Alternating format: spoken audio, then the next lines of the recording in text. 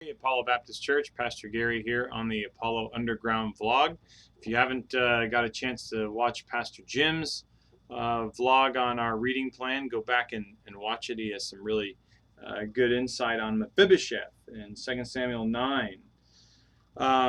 Wanted to just give a quick, just shout out if you haven't looked at the reading plan yet, or if you notice like I did in 2 Samuel 7, not too many chapters more important to the grand scheme of things in 2 Samuel 7 when God says to David that he would build for him a house. He would build for him a dynasty that would never fail.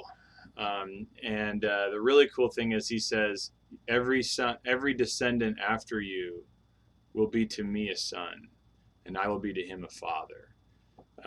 When he messes up, and they will, like David's descendants really would mess up, but when they would mess up, God would discipline them, but he would not remove his steadfast love from them. And then of course down the line, eventually David's descendant would literally be the Son of God in Jesus, and the Son of God in human flesh. And so it's really amazing that God promises that for David and all of his descendants. What an amazing covenant. I want to update you guys on a few things. One, I know that it's been most of our Sunday school classes came back on last Sunday, our first Sunday back with an open invitation to church service. So that's great. We're really happy about that.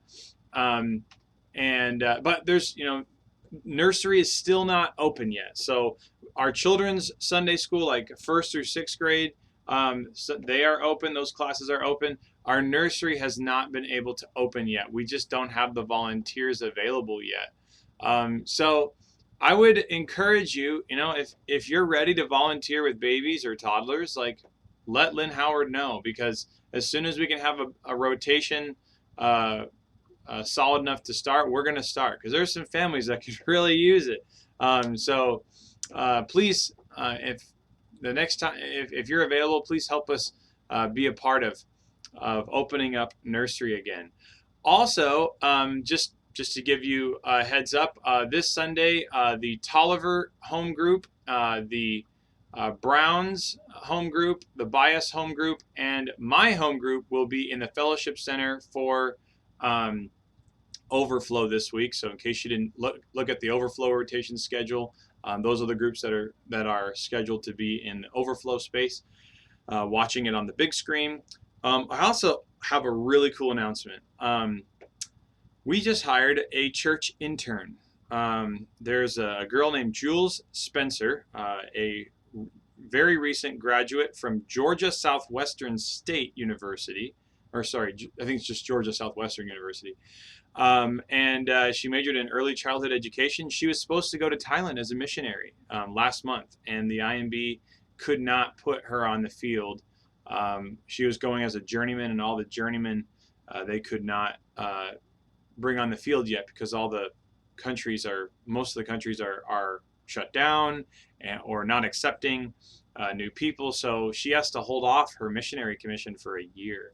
So one thing has led to another. I'll tell you more about how we got connected with her, but she's gonna move from Georgia to serve Apollo. She'll be on loan from her home church in Georgia, and she comes highly recommended by her pastor. She's going to be serving in children's ministry and college, as well as some missions.